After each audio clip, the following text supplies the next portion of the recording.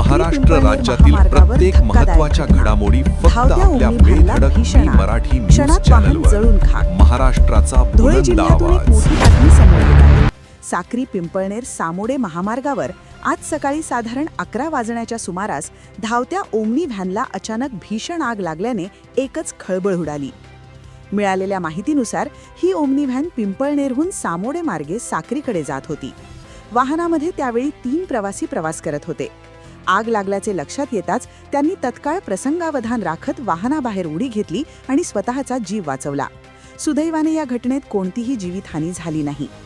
प्राथमिक अंदाजानुसार वाहनाच्या वायरिंगमध्ये झालेल्या शॉर्ट सर्किटमुळे ही आग लागल्याची शक्यता वर्तवली जात आहे. याशिवाय वाढते तापमान आणि दीर्घकाळ वाहन चालवणे ही देखील कारणे असू शकतात, अशी माहिती समोर येत आहे. घटनेची माहिती मिळताच पोलीस आणि अग्निशमन दल घटनास्थळी दाखल झाले. अग्निशमन दलाच्या जवानांनी तत्काळ प्रयत्न करून आगीवर नियंत्रण मिळवले. मात्र तोपर्यंत ओमनी व्हॅन पूर्णपणे जळून खाक झाली होती. या घटनेमुळे महामार्गावर काही काळ वाहतूक विस्कळीत झाली. रस्त्याच्या दोन्ही बाजूंना तब्बल 2 किलोमीटरपर्यंत वाहनांच्या लांबलचक रांगा लागल्या होत्या.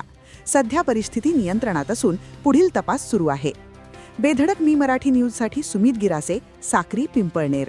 माझे नाव कुलदीप वसंत सपकाळ, मी राहणार पिंपळनेर. मी सत्यनारायणच्या पूजेसाठी जात होतो. गाडीमध्ये मी, माझी आई आणि माझी पत्नी असे 3 जण जात होतो. जाताना गाडीमध्ये वायरिंगचा स्पार्किंग झाला.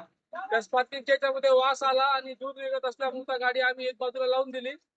गाडी बाजूला लावल्यानंतर गाडीची बॅटरीची वायर काढली. वायर काढल्यानंतर आजूबाजूची ट्रॅफिक थांबवली आणि तोपर्यंत गाडीने मोठा पेट घेतला होता.